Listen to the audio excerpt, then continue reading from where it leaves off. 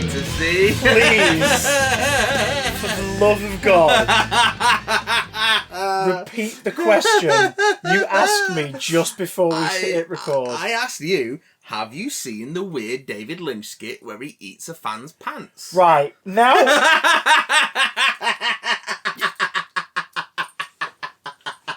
Do you know what happens now, right? I ask for context, and I regret the decision. Now I have to pull up the clip. That's what we do. That's what we do. And when you say skit, like award-winning director David Lynch. Hello. Well, with David Lynch, you never know, do you? You never really David, know.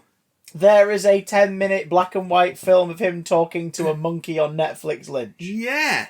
I think it might be longer than 10 minutes, actually. It's not that long, but yeah. It felt it. I remember watching it on your recommendation and being like, why? But also, it's David Lynch, so, yeah. This idea here we go. Sorry. I'll eat someone's trouser. So here he is. This is David Lynch eats panties. This idea was born. So here we go. That I would try to pronounce WMM's full username. So this is coming up from his... with forums. cinema lovers' panties in my mouth. So here we go. This being dedicated to WMM. Look how gleeful he is. We're going to do just that. So cinema. Here we go. Are you ready to go? I'm ready, David. Fantastic. Her name is Cinema. Her name is Cinema Lover. Okay. So if you could give me your panties now, and we'll get going. Okay, yep. The camera zooming in on David Lynch, who's grinning like a lunatic. As this lady out of shot. Just watching her. Beautiful cinema, he says. Thank you very much. They're still warm. Oh, God. Now. Yeah, here we go. As a matter of fact, cinema. Okay, and now, the deal is, I'm going to put these panties in my mouth. Well, they're clearly not her, but they look massive. WMM's Like massive pink username. pants. Are you ready? Oh, he's putting them in his mouth, folks. Oh, still stuffing him. He's going the whole hog. He's trying not to laugh. He's counting down with his fingers.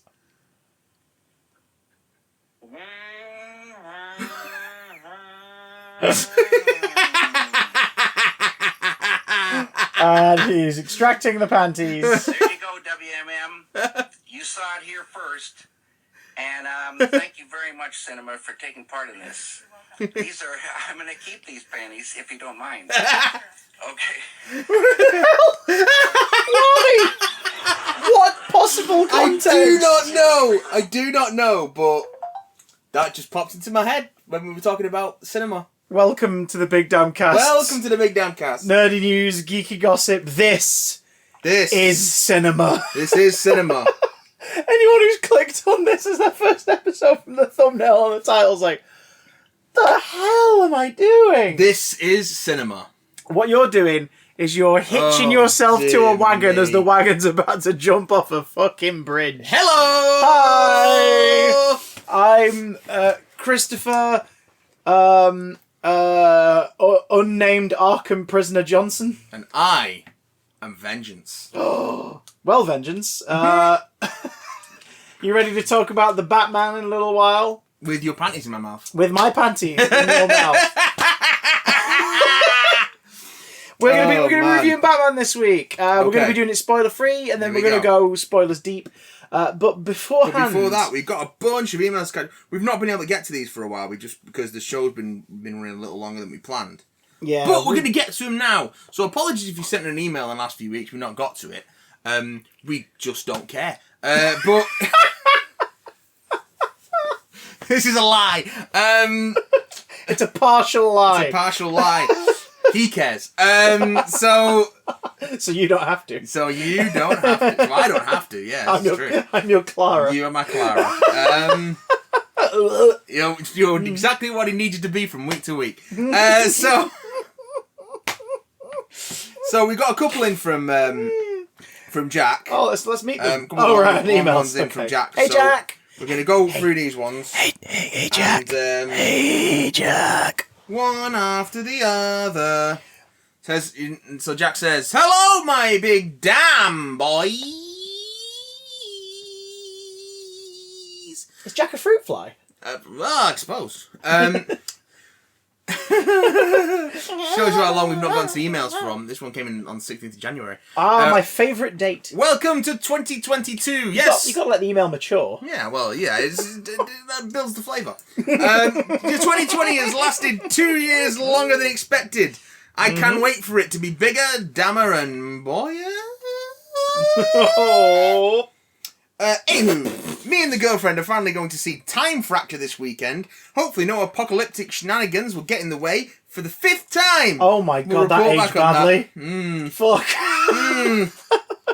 Well, we'll see. Oh god. Oh, but in reference to Time Fracture, if it being the 5th time. Yeah. So that'll be because of the shutdowns and it sporadically exactly. throughout last year. Fair enough, yeah.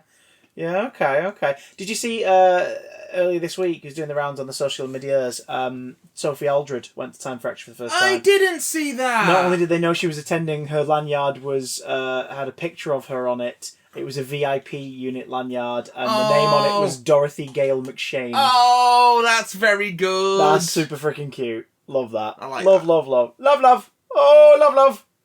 Oh, big. Oh, good. Anywho, yes, we got that. In other news, If you're into BBC radio comedy from the late 90s, early 2000s, that was a multiple reference for you. In other news, I watched Encanto, and my jingo, is it good? I've still not seen it. We watched it several times, and each time is still refreshing. It indeed slaps. It does slap. It is pretty damn great. I only wish there was more, but from my understanding, it tanked box office wise. So who knows what the future might hold for this amazing piece of media? I think one and done. I say that as someone who really adores it. Don't think we need more than one Encanto. No, I think a lot of those movies are made like Frozen and Wreck-It Ralph have been fucking with everyone. Everyone's now like, oh, there needs to be a sequel. Excuse me, where were you lot for The Rescuers Down Under? The only, at that point, sequel in the Walt Disney Pictures canon. And what some might say the best. I mean, it's Frozen 2, The Rescuers Down Under, and Ralph Breaks the Internet. Yeah, so it's the best. Yeah. I mean, Frozen 2's alright. Frozen 2's very good. I don't care for Frozen. I quite like Frozen 2. But it doesn't have Joanna the Lizard in it. That is true. That's a really good impression. Oh, God. In other news, me and the good lady also watched Eternals and Dolittle. One of them was good. But which one? Sorry, that's Robert Downey Jr.'s lawyer on the line. In other news, is it okay? Tom Holland's lawyer. Is it okay to skip straight from the mind of evil to the Sea Devils? Or are there essential stories in between? No, it's not all right to skip from the mind of evil to the Sea Devils, but we'll get to that in a sec. Cheerio, oh God, no! Don't skip anything from series 9. Cheerio, my dears, and may your cackles on unhinged Joker-like laughter haunt my neighbours' dreams for many more casts to pod. So, Jack, no, do not skip stuff between. Well, you can skip Colony in Space if you really need to. Like, that's season 8, right? Yeah, of season 8, that's the weakest one. Put it on in the background while you're cooking, and don't read into it, because what makes that one more effective, like Earthshock, not knowing what happens in that one makes for a much more pleasant surprise viewing. It's got like 3 episodes worth of plot stretched out over 6. Yeah, but there's a little, like, this doesn't ruin it per se, but there's a little kind of twist in it where you go, oh shit, that only really works if you don't know what it's about. But how can you not know what it's about at this point? Because of tangential knowledge of Doctor Who. It's like Earthshock, the DVD. Yeah. Cybermen all over it. It's known as a Cybermen story. Everyone knows that, When you watch it, well, here's the thing. When we watched it for our marathon, I always tried, if it was a story I knew, and I knew that like there was some nice surprises in it, I always tried to make sure Lou never saw the cover. Yeah. Or the menu. Like, I'd have it lined up ready to watch when we were watching tea or having tea or whatever. Yeah. So it'd be paused at the start of the title sequence. So for Earthshock, she didn't know what story it was. She didn't know the significance. End of episode 1, cliffhanger with the Sidemen. She was like, oh, Silver Boys! And same with Colony in Space. When we watched Colony in Space, she didn't know what was in it, who was in it, how it goes. So, when that development happened, she was like, of course. It was like, yeah. Of course. Yeah. Background viewing. However, the Claws of Axos and the Demons are both fucking stone cold classics. Oh yeah, God, don't skip those. Don't skip those. You don't want to skip out Reverend Magister. Curse of Peladon is mostly pretty good. Season 9. Yeah, I saw it for the Harun. I saw it for the first time like The Mighty Agador. last week. Really? Was like, yeah, this is pretty good. But I wasn't in love with it. What's it with that shriveled up skull face dude in the tank? What is with that shriveled up skull face dude in the tank? What's up with... I mean, Alpha Centauri is just a sweetheart, but really irritating. That's alright. Someone else tries to out-irritate Alpha Centauri's voice at the end of Series 11. Oh yeah, with Monster. No, not in Paladon. Just annoying voice-wise. The Great One. Oh, yeah. Praise to the Great One. Yeah. The Great One. It's been a long time since I watched Planet of the Spiders. I'll get around to it soon. What else comes between that and CWs? Oh, other stuff. What's the first one? Oh, Day of the Daleks. Oh, Jesus, Day of the Daleks is really good. Watch the Doctor and Joe doss around for an episode drinking someone else's wine and eating cheese. It's great. Yes. Day of the Daleks is pretty good, actually. It's pretty good. The opening gambit of it is great. Again, if you were just binging them without looking at the titles... Yeah. In fact, if Dalek wasn't in the title, that first episode is a proper creepy ghost story. It's really cool. And then it devolves into it's politics and space. But, especially if you're watching the DVD special edition or the BritBox version, which has got the new effects and the extra action scenes. Nicholas Briggs dubs and dubbing. And, because the Dalek voices in the original TV version are not great. Because, it'd been a while, they've forgotten how to do it. The Dalek. Yeah, with the Daleks. No, it's the Doctor. Harun. Oh, I have a nap now. But yeah, I wouldn't. I mean, it doesn't matter by this point because you already watched it. You're probably up to fucking Time Flight by now. Indeed. Don't watch that. So following on from that, in February, Just to get me to Heathrow. Jack sent us another one. This is called Stalling for Time. I've got it. I just don't want to talk. This is called Stalling for Freedom. Hello, you beautiful man. Singular. So it's clearly talking to me. It's aiming at you. Lots to cover in this email. Firstly, late correspondence on Time Fracture. Here we go. Hey-oh. Basically, you definitely need to go twice, as it's a bit confusing, but my first time was great. Well, that makes one of us. Was it great got you too, my dear? Was it great got you too, my dear? What? Was it great got you too, my dear? What? There was one moment when I genuinely felt like I was in a Docky Who. Oh, that's nice. And it was the intermission. Which Docky Who? Did you ask their permission first?